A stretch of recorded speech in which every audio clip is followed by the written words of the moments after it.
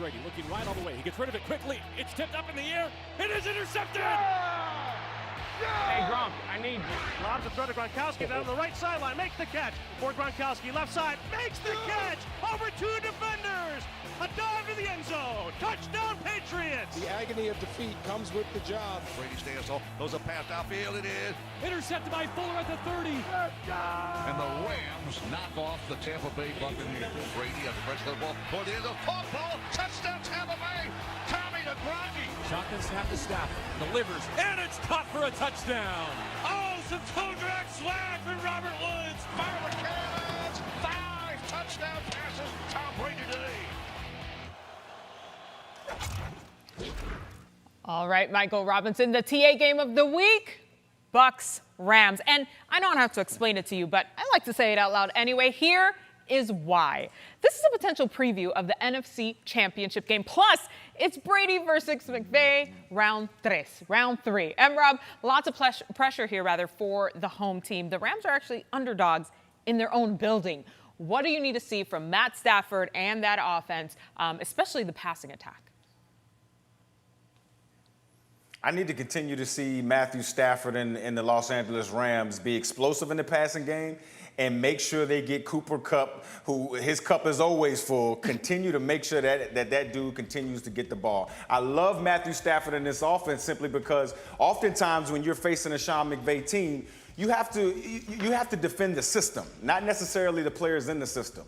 But when you have a Matthew Stafford, a guy that can touch any spot on the football field, one of the top arm talents in the National Football League, you can call a play and rest assured that his experience, his arm talent, you can trust his eyes, what he sees, is going to make sure that you're in an explosive play or that you make the best play possible out there. I mean, you look at Cooper Kupp, the reason why he's always open is because he does the dirty work. He blocks linebackers, he blocks safeties, he cuts off defensive ends.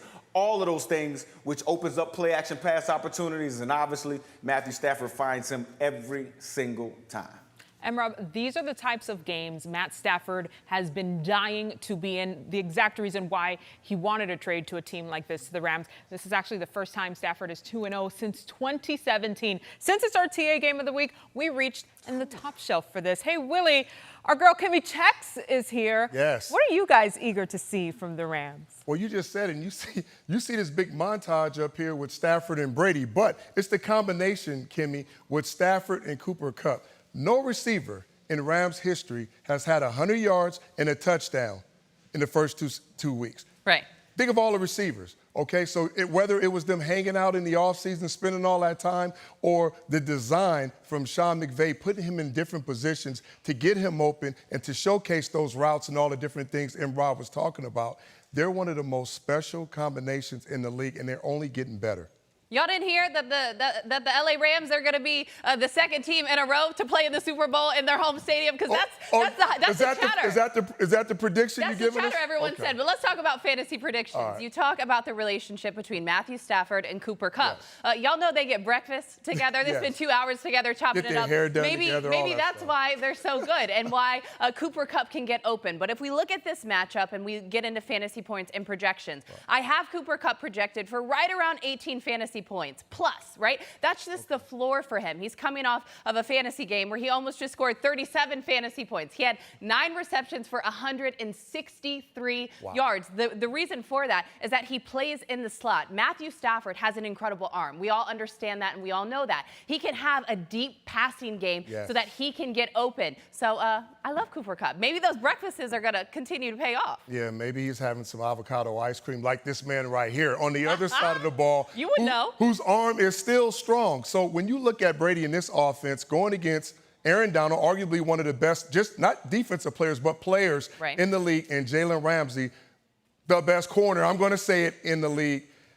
One thing that I remember, and I always remember talking about and going on in practices, we cannot let guys destroy the game. Aaron Donald is a game wrecker, okay? They got to incorporate traps. They got to incorporate specialty run plays to get him going up the field to keep him off balance. The other thing they got to do is they got to spread it out because Jalen Ramsey may go to whatever receiver they got. They got so many weapons. Who knows who he's going to line up against? spread the formation so Brady doesn't get hit, and you can identify where Jalen Ramsey is going to be on the back end. Well, the thing is, the game script is going to favor making sure that Tom Brady can continue to throw the football. Now, it was really interesting because we were talking about the top fantasy quarterback so far this season. We understand that it's Kyler Murray at number 1, Patrick Mahomes at number 2, some guys that are pretty obvious. Your friend, your old teammate, 44-year-old Tom Brady, he's the number 3 fantasy quarterback. So even with Aaron Donald on the defensive side of the ball, who he's going to line up against, I have him projected for right around 21 fantasy points. And you mentioned the weapons. They're all there. He can go to Antonio Brown. He can go to Rob Gronkowski. He can go to Mike Evans. He can go to Chris Godwin. He can go to anybody. So TB12, pretty darn good at fantasy. Pretty good, but you just motivated, my friend, because you said he was number 3. And he never wants to be number 3. He is always number 1. He said, copy that. I got something for y'all. Don't worry. All right, bye, Rob. Brady and the Bucs offense versus Aaron Donald and Jalen Ramsey. I mean, we heard Willie and Kimmy there. What sticks out to you?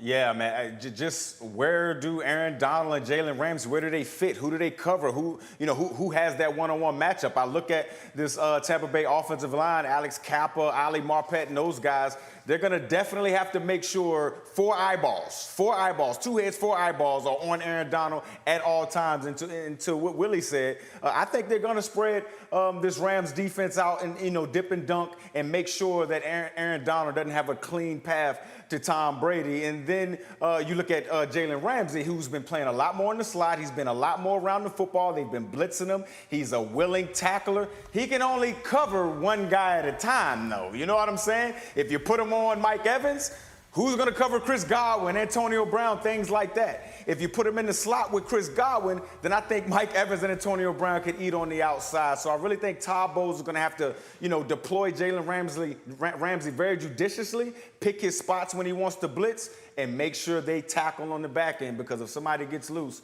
it can be over real quick. And Rob, this is the only meeting of 2 undefeated teams in the league this week, and it all goes down Sunday afternoon right across the street from us at SoFi Stadium.